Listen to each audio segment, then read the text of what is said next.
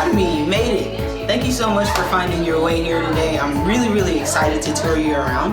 What I'm gonna do today is just show you around Hackbright Academy, let you see the campus, and then answer a few of your questions there at the end, okay? So let's go ahead and get started.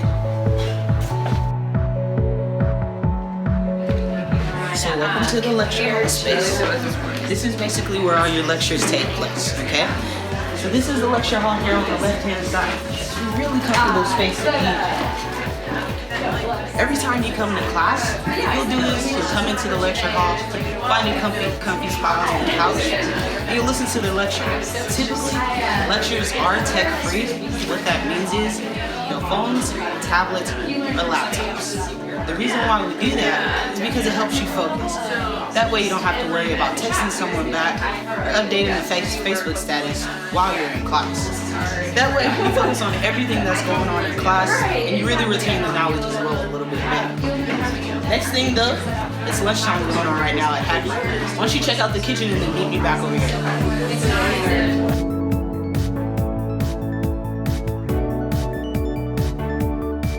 Pretty nice, right? So we have a full kitchen here at Hackbright. The reason why we have that is because if you're doing the full-time program, you're here all day, every day. You definitely need to eat.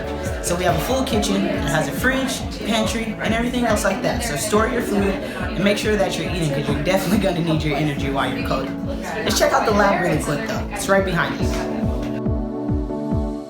So this is your lab space. This is basically where all your practical application of the material you learned in lecture takes place. So come a little closer in, let me show you something.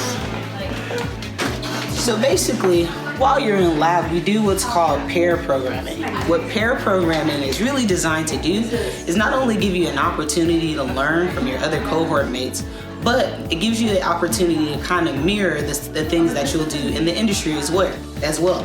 So one person is the driver while the other person navigates. For example, if you take a look at the screen here, if I scroll up or I scroll down, you'll scroll up and down on both computers at the same time. So one person is navigating again while the other person is driving. It's pretty straightforward stuff, but it does take a little getting used to. Don't worry, your lab instructors will definitely help with that. So now that you've seen everything upstairs, your lecture hall, your kitchen area, and your lab, let's go ahead and go back downstairs and answer a couple of your questions, all right?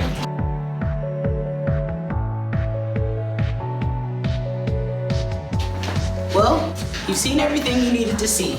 Your lecture hall, your kitchen area, and your lab space. Before you go though, I do want to make sure that I answer some of the questions that you had for me. So first, we're right here in the center of San Francisco, Union Square, or the Financial District, whichever you prefer.